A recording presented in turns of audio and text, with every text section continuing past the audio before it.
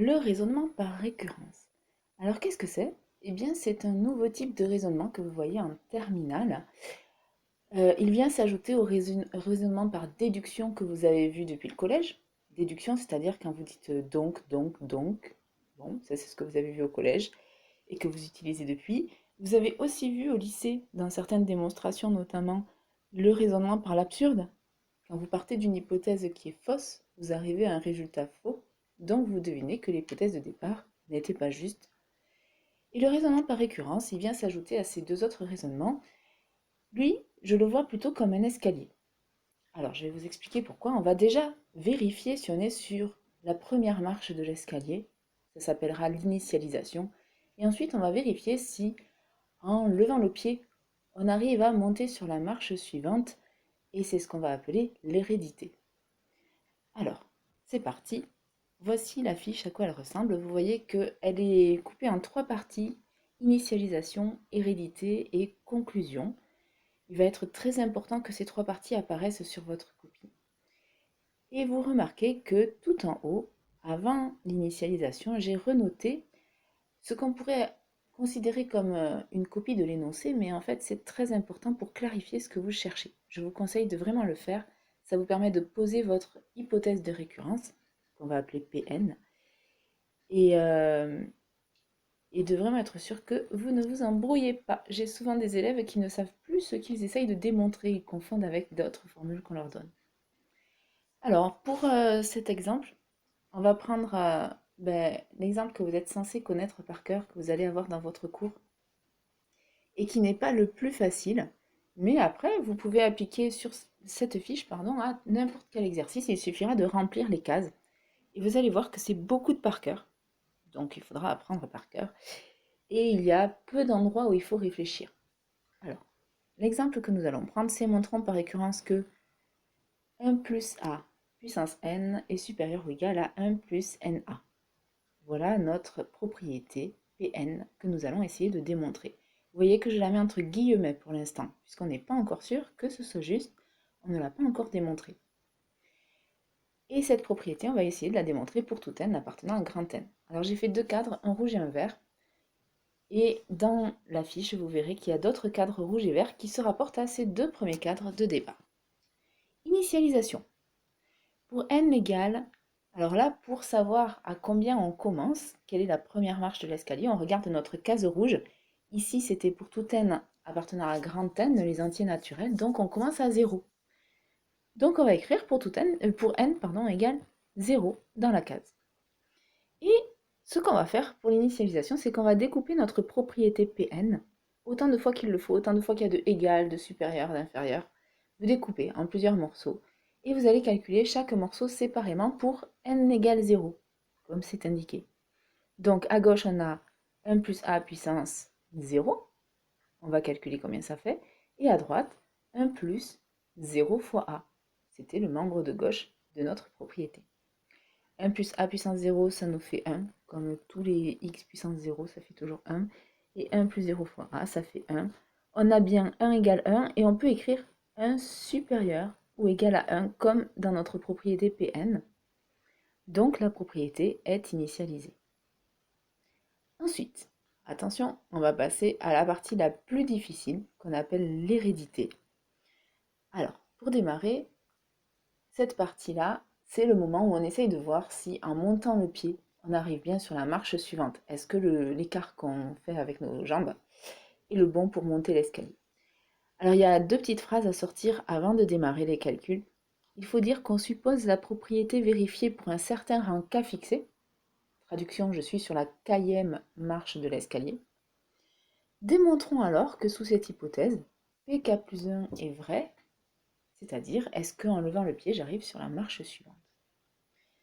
Alors j'ai une façon assez particulière de traiter cette partie. Je vais vous demander à chaque fois d'écrire la propriété au rang K, Pk.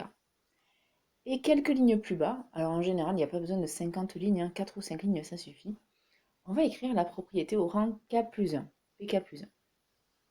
Donc tout à l'heure on l'avait au rang n, il suffit de la recopier et on remplace juste les n par k. Ça donne quoi? Ça donne 1 plus a puissance k est supérieur à 1 plus ka.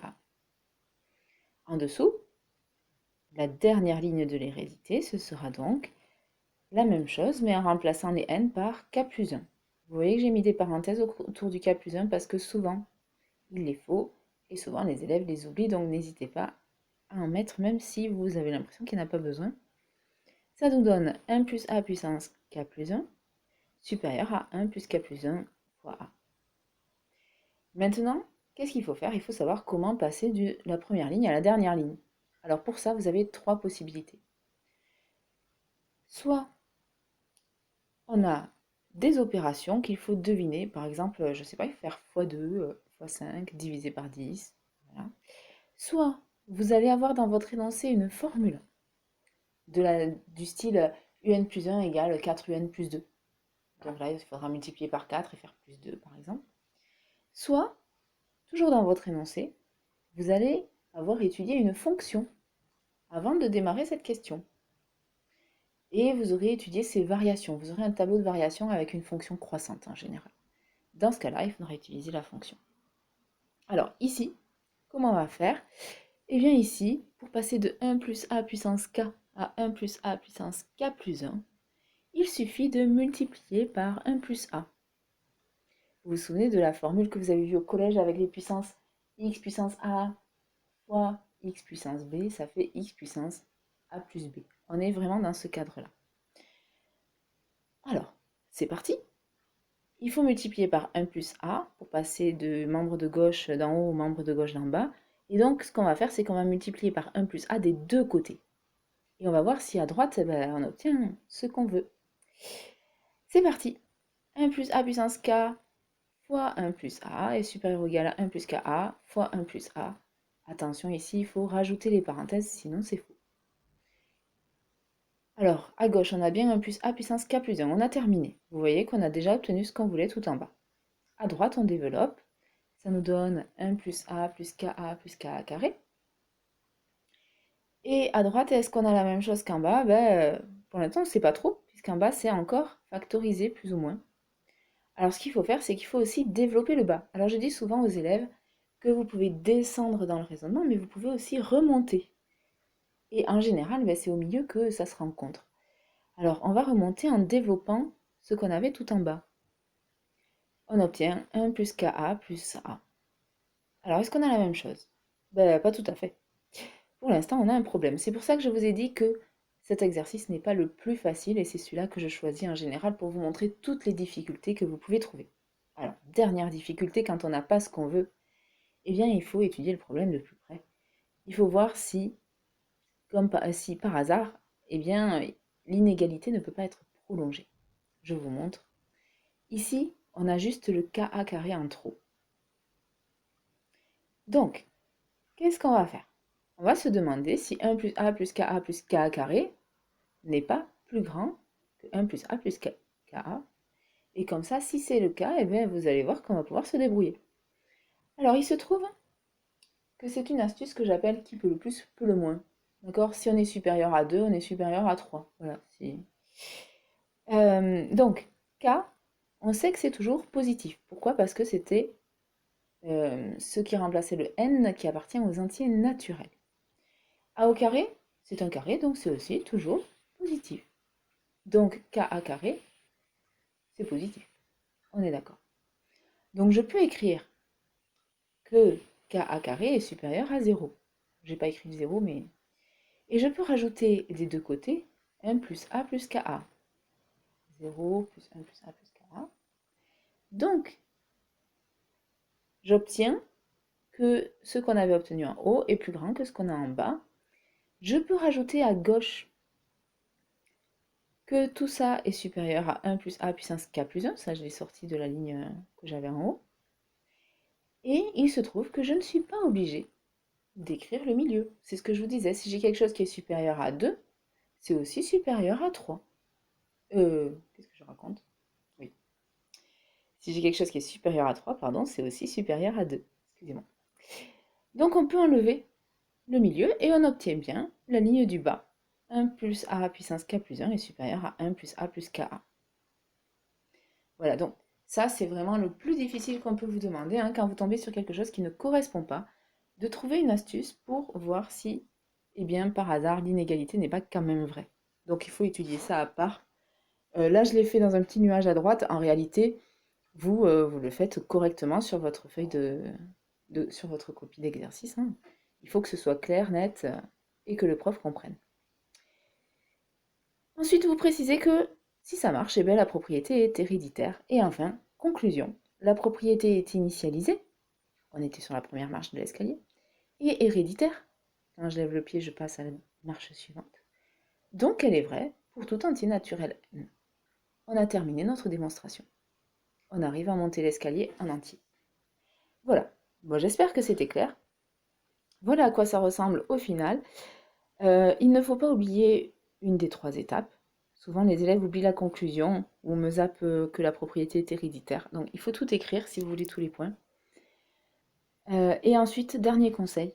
Même si dans l'hérédité, vous avez l'impression qu'il vous manque une étape, comme là, par exemple, la partie bleue, vous n'auriez pas su la faire, eh bien, c'est pas grave. Finissez le raisonnement, c'est-à-dire marquez PK plus 1, marquez où vous voulez en arriver, marquez que la propriété est héréditaire, marquez la conclusion, parce qu'au lycée, on ne vous demandera pas de démontrer quelque chose qui est faux. Alors, c'est pas pour essayer de tricher que je vous dis ça, c'est vraiment pour montrer à l'enseignant que vous avez compris que la technique est en 3 parties, que vous connaissez ces 3 parties, initialisation, hérédité, conclusion.